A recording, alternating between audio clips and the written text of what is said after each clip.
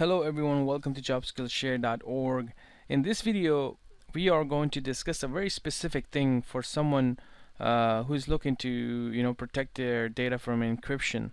Now, there's not going to be 100% protection, but this is another step to protect your network files that are shared on each desktop or laptops inside your network. Like, you have 300 computers and people sit on it every day, and you think that if someone's going to click on some email and then bam, everything will be encrypted. So you need to either have a good backup systems. People do have that. I mean, I'm pretty sure with 300 400 machines people will have backups. That's good because backups can definitely take care of that. But sometimes you don't even want to lose the data for like 6 hours, 1 hour. Another thing is the work related to it, like getting the backups and restoring things, checking things, and it's going to be a lot of work, right? So you need to do at least some type of protection from your end. And what I mean by that is that there's so many encryption malware going around, and somebody have it active. Like let's say I created this malware and I send the email out through my my computers outside the world. I have the power to do that, and I send it out, and now I'm just waiting for people to click on it. So you could be one of that. Your system administrator, you're sitting in your office, one of your user will click on that email that I sent them to get infected. So that's kind of like that scenario. But somebody in other side of the world got infected, and hey, look, I got infected with this encryption, and this is the extension, and this is what it does. So they share their information. Sorry for them, but thank you to them for helping people also. So how to do this? This is the scenario where you have a 2012 server, and in this server, let's say for example you have a shared drive. It's called data. In data you have different folders, and that folder, let's say one is the information system team, another one is a web team, and so on and on and on. Okay, and in that, let's say for example you have a text file, like these are the important files that people work on, and we'll say test txt. So when a person click on something bad, what happens is that if they have access to that folders, and they're depending on their access level, and most of the people have read-write access, but some people don't have this correctly done, so then they have really big access level and they can encrypt everything. So what happens is that when encryption starts, it will just go out and look for shared drives on your computer, and even your computer, and it can go into more advanced stuff, but we're not discussing. We're just totally discussing the shared drives right here today. So what happens is that it gets encrypted, and then it gives a little extension, encryption extension, and that's what they cry. Sometimes they make extensions like cry, encrypt me, try me if you can, something like that. Some really crazy type of extensions, and they changes. I mean, it's not like every time it changes, but they come up with new ones, and you just have to keep up to that. You have to at least do something, because it's out there. So when that happens, then you're done. This file is encrypted. All you have to do is to pay the money, or maybe go back to your backups. And I've seen people, they paid money because of they cannot lose their data. So don't be that at least try some protection from your level. So let's go back. Now you're a good administrator. You're trying to do things correctly.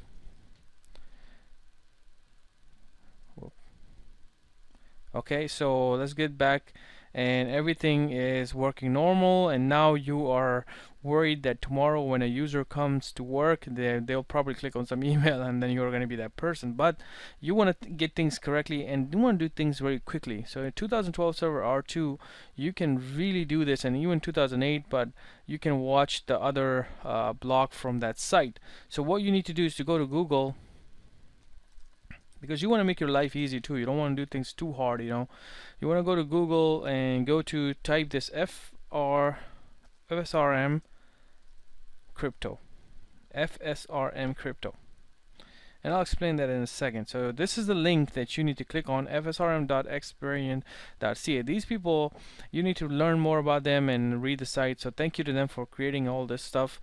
So you can read about it. What is FSRM? FSRM is actively monitor your Windows Server share and files, and could alert you for any malicious activity you specify, blah blah blah. Okay, and then you go down and then you read about the whole story.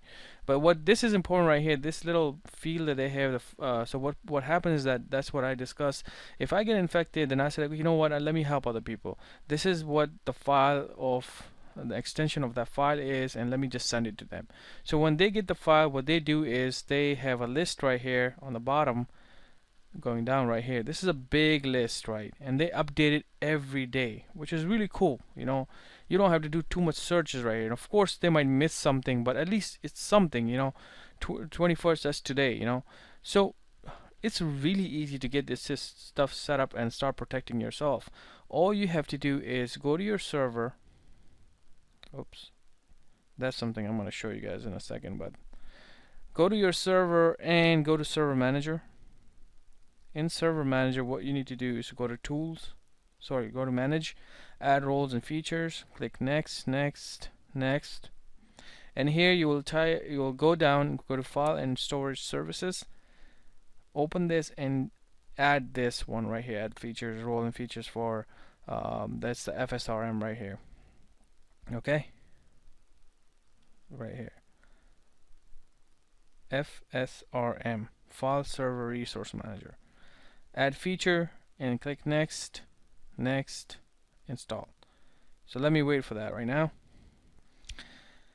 Done, succeeded, close this, and now we're gonna go to the really easy part, which is this. They have created this little API right here. So if you look at this link, HTTPS and API, what it does, it basically add a group to your FSRM.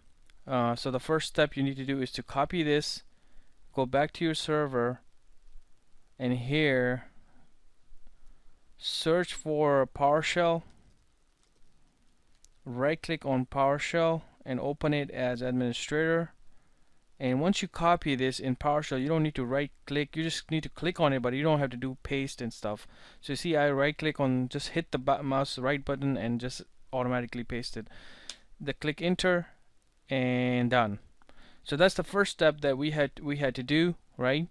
So now we have actually installed the group on our FSRM, and with just one click, what you did, you added this whole big list that you would have to do. You have to do it like, you know, manually. You know, if you don't have this ability, you have to first find all these extensions, and then you need to add them one by one, and that's not gonna be an easy thing to do. You know, that's why people don't do it though. So here's the case. So what happens is, like, if they come tomorrow and add more, like I said, they update it every day, then they have another script which is just for updating right here on the bottom, right? See right here, PowerShell command for updating existing list. So what you need to do is to copy this, do the same thing, and it will just update it. Okay, so how do you verify this? So let's go to our server manager one more time.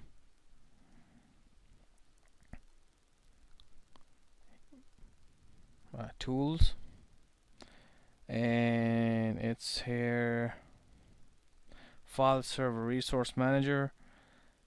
Click here, File Screening Management, go to File Groups, and you see right there, that's what you just did. One click and bam, everything is right there. Look at this. That's sweet. Because now what happened is this, like for example, our employee is going to come tomorrow and he's going to click on this, and look at this, the cry extension is already there. So let's say, or these are a really famous one, so they click on it and everything will get encrypted, right? So let's see, you did this job, you have done your job. Now you need to add it to screening. So you right click, create file screen, and here what you need to do is to go to this PC. So we created our data right here, so we are protecting this data folder. We're gonna go to click yes, double click on this. So here, when you double click on that, you know, you can do this, like, you know, you can just pick one, like block audio and video, but you don't even have to use that. You know, you may want audio and video because that's legit files. You can uncheck that and just check this whole group right here, and look what will happen.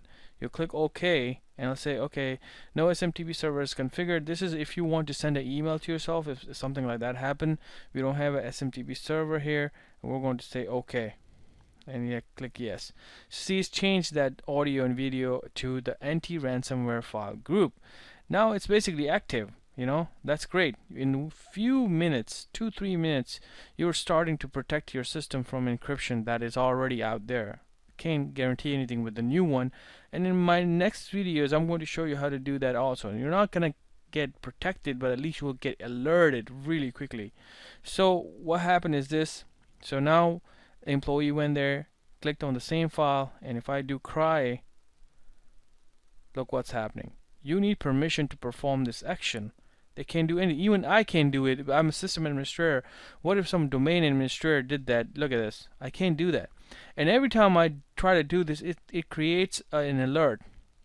An alert is pretty good because then you can use Spiceworks or something like this to monitor that alert, and it will send you an email through that. So if I go to my settings right here, if I go to event, let's see, event.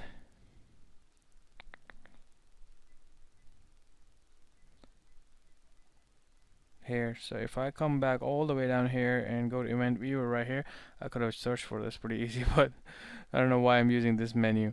Okay, so now go to logs, and in logs what you want to do is application, and you see right here this one 8215. Look what it's giving you. The system detected that user JSS master, this is the computer name, administrator attempted to save this file test to this cry. That is sweet information, because if you set your Spicework to monitor this alert, so what happens is every time this server gets this alert, this get hits, it's gonna pull this information and send it to you in the email, and when you open the email on your phone, something is really wrong going on. The user who clicked on it, so the computer is already this person already clicked on the file. Things are bad. You can set a command, PDQ or something like that, disconnect. So that's what you need to do. Disconnect, and then you can go down and, hey, I need to check your computer and whatever. Of course, you're not going to be aggressive or anything like that, but you will just go and, talk to them. But what I want to show you something really, really cool is that what we're going to do in our future videos, that we're gonna, how things are getting advanced now, things are getting to next generation, we're gonna also take our videos to next generations with it. So what this is, a Cisco Amp Protection. This comes from Cisco IPS system. This is like the new system that they're using. They call it Fireside, SourceFire, and there's so many names out of it. But next generation firewall, that's what it is basically. It kind of, what we just did right now, we were doing a protection right now. We already knew that files existed and things like that. What if we didn't know? What if now you got hit by something and now you want to know, because for future you want to do even more protection, block some of the paths and some of the way these things work. So this is an example of Telsa Crypt, which is another encryption type of thing. But this is really powerful because AMP protection is like, this is in the cloud. Let's say this is a Cisco cloud protection. So they have this cloud like Microsoft Office 365 type of cloud, and then they give you access to it. And then what you do is you go to the management and you click on a download connector. And once you download that connector, you install it on the PCs. And now they're getting all the information from the PCs because that's what you pay for, right? It's a part of that, and that's something I'm going to go in detail in next videos. I don't want to get this videos too long, but just want to quickly show you that how you can monitor things now with this AMP protection, which is going to make your life really, really easy when you have something like that going on, or a virus, malware, anything.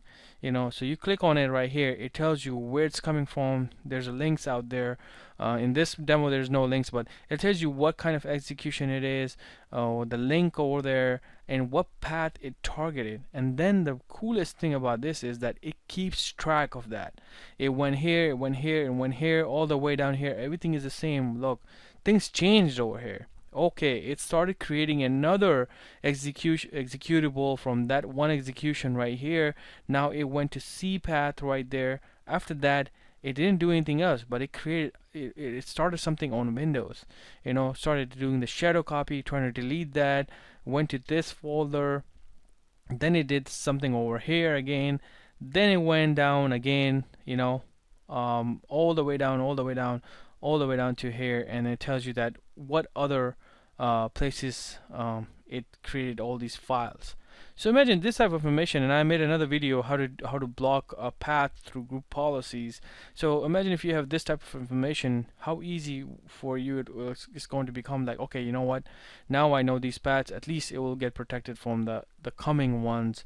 But the best thing about this is this whole map that it shows, how it captures one exe bad files that is known out there, and you don't have to do too much because it's getting shared by so many other people, and they're working on it to get all these new malware added, so you will get the information very quickly. But at the same time, it just shows this one PC, but if this file is found in your network into, let's say, 50 other machines or 5 other machines, it can map things out. So it will say, okay, this machine, this machine, this machine, this machine have all of this is spread out, so go ahead and work on these machines. Now this also have the ability to block it. So you have one way to see, audit things. You can just look at things. It's like, looking around, you're telling you things, okay, things are getting bad. But another thing is that to block files, right click and block it, and then it just stops right there, stops anywhere that is spread out. So this is just a little demo that I wanted to show you guys. So get ready for videos like this, because that's gonna really make your life easy. Thank you for watching this video. See you guys in a different video.